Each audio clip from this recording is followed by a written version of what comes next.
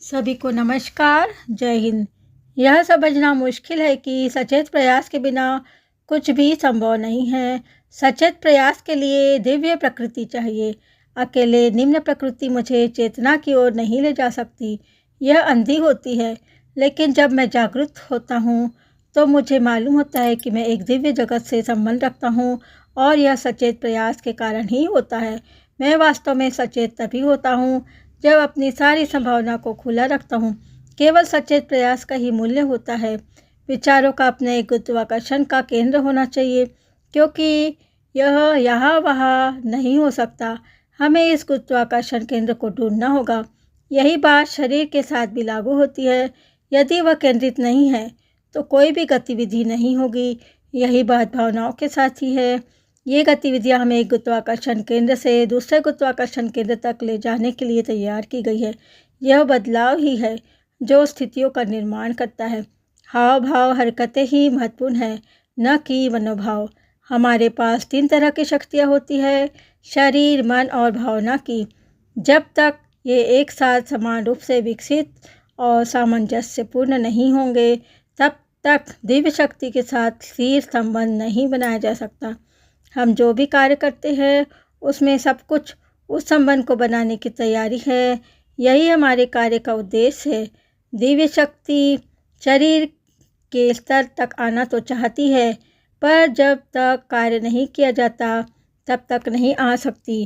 कार्य करके ही आप अपने उद्देश्य को पूरा कर सकते हैं और ब्रह्मांडीय जीवन में भागीदारी कर सकते हैं।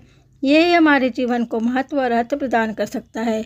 हर दृश्यमान गति के पीछे एक अन्य गति होती है जो दिखाई नहीं देती, लेकिन बहुत मजबूत होती है और जिस पर बाहरी गति निर्भर करती है।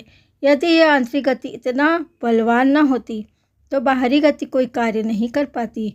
चढ़ने के लिए कोई सीढ़ी नहीं चाहिए तो छलांग लगानी पड़ेगी। यदि आपके पास कोई सीढ़ी नहीं है तो क्या करेंगे आप? छलांग लगाएंगे। सचेत होने के लिए हमें वह सब कुछ छोड़ देना चाहिए जो ज्ञात है। वास्तव में जानना एक ऐसी अवस्था है जिसमें सब कुछ देखा, समझा और अनुभव किया जा सकता है, क्योंकि यह अगले क्षण में यह कार्य करने में असमर्थ होता है और बेकार समझकर छोड़ दिया जाता है। कोई भी विचार स्थायी नहीं होता। जो दिखाई देता है उसे गायब होना ही पड़ता है। गायब होना उतना ही महत्वपूर्ण है जितना कि दिखाई देना। आज मैं क्या समझता हूँ और मुझे क्या समझने की ज़रूरत है, यह मेरी मौजूदगी की स्थिति पर निर्भर करता है। बिना जागरूक हुए यह दिखावा करना बेतुका है कि मैं काम करना चाहती हूँ या चाहता हूँ। अभी इस धरती को हमारे काम की ज़रूरत है। अगर हम जीवन का खूबसूरती और उसकी चुनौतियों को गहराई से महसूस नहीं करते तो जीवन का कोई मतलब नहीं है। हम हमेशा कहीं पहुँचने का सपना देखते हैं ताकि वह हमेशा के लिए रह सके। फिर भी स्थायित्व केवल गति में ही पाई जा सकती है। जीवन में काम करने के हमारे प्रयास सबसे पहले यह पता लगाने के लिए है कि हम अपनी उच्चतम संभावनाओं से कितने दूर हैं। हमारे काम के केंद्र में अधिक वास्तविक तरीके से जीने की इच्छा होनी चाहिए।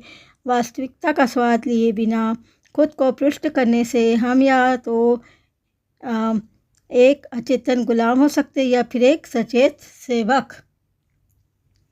तो इस प्रसंग का सार यह है कि हम हमेशा कहीं पहुंचने का सपना देखते हैं।